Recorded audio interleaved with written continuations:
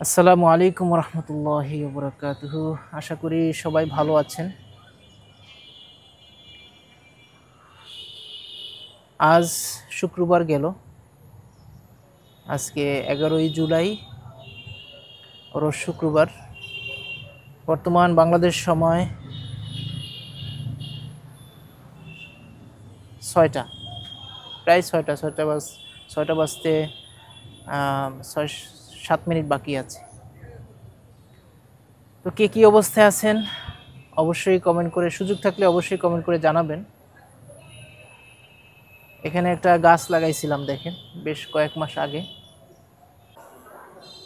এই গাছ দুইটা, এই যে একটা দেখা যায় আর একটা হচ্ছে ওই যে সামনে দেখা যায়, দুইটা গাছ আজ থেকে 8-9 মাস হইল মনে হয় লাগাইছিলাম। দেখেন প্রচুর পাতা, ডালপালা ছড়াই গেছে,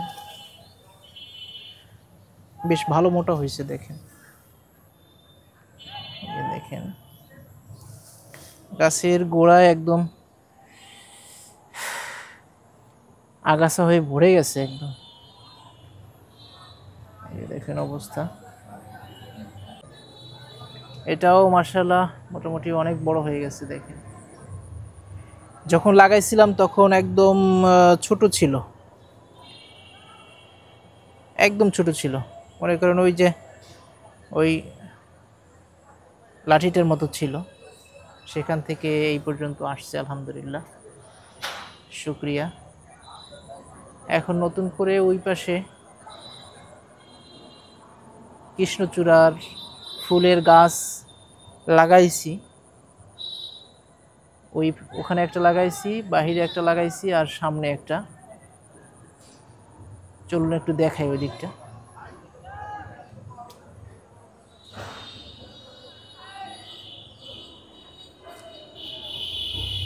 মসজিদের আশেপাশে অনেক জায়গা আছে, দেখেন অবস্থা। এই দেয়ালের চারপাশটাই কিন্তু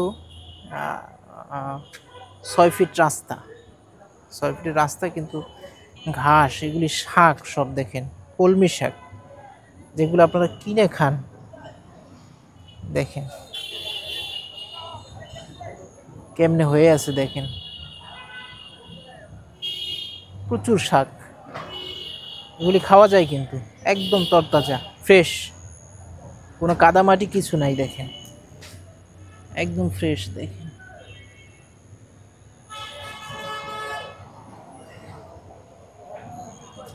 এই যে দেখেন হেসি শাক,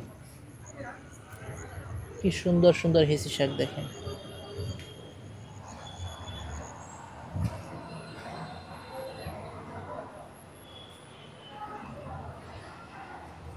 একদম জঙ্গল হয়ে গেছে।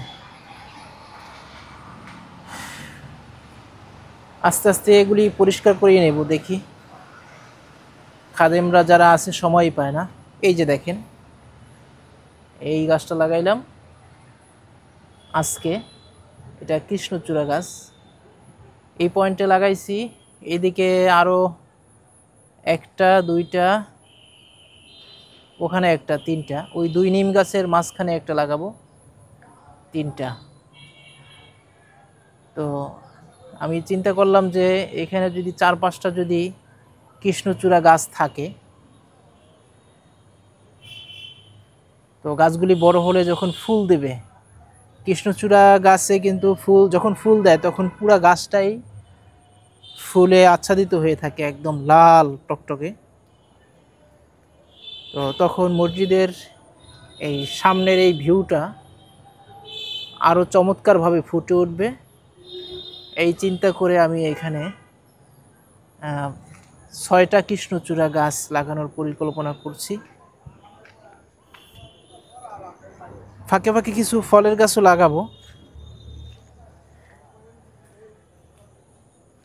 ফল গাছে যদি ফল হয়, 1 নম্বরে মুসল্লিরা খাবে, 2 নম্বরে মসজিদ স্টাফ যারা থাকবে তারা খাবে, এরপরে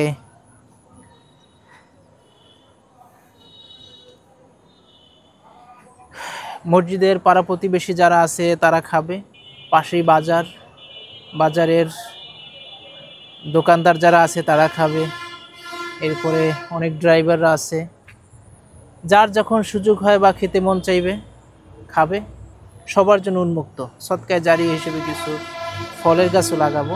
জায়গা কিন্তু একদম কম না, অনেক জায়গা। দেখেন কৃষ্ণচূড়া গাছ একটা লাগাইছি কিন্তু একদম সেই কর্নারে, ওই যে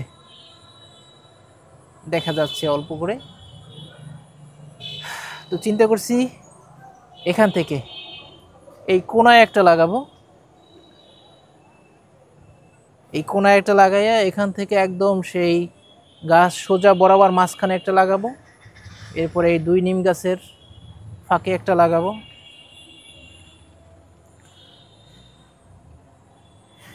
এই যে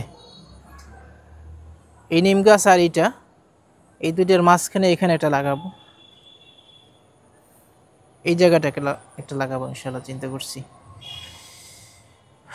আর মাঝখানে যে ফাঁকা জায়গাগুলি থাকবে, ফাঁকা জায়গায় কিছু কলমের চারা, আম চারা হোক, লিচু হোক, এরপরে একটা জামের চারা, ভালো জাত দেখে একটা জামের চারা লাগানোর চিন্তা ভাবনা করছি।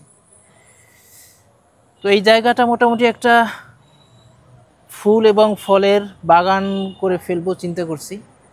জানি না কতদিন আছি, আল্লাহ কতদিন রিজিক এখানে রাখছেন, তবে কিছু গাছ লাগায় যাই সদকায়ে জারিয়া হিসেবে, একমাত্র আল্লাহর জন্য। সবাই দোয়া করবেন আল্লাহ সুবহানাহু ওয়া তাআলা আমাকে তৌফিক দান করেন, বেশি বেশি জনসেবামূলক কাজ করতে পারি, মানুষের সেবা করতে পারি, মানুষের সেবার মাধ্যমে আল্লাহ সন্তুষ্টি অর্জন করতে পারি। সবাই আমার জন্য দোয়া করবেন, আমিও সবার জন্য দোয়া করি। আল্লাহ সবাইকে ভালো রাখুন, সুস্থ রাখুন। তো ঠিক আছে, সবাই ভালো থাকবেন ইনশাল্লাহ। মাগরিবের আজান হয়ে গেছে, নামাজে যাব।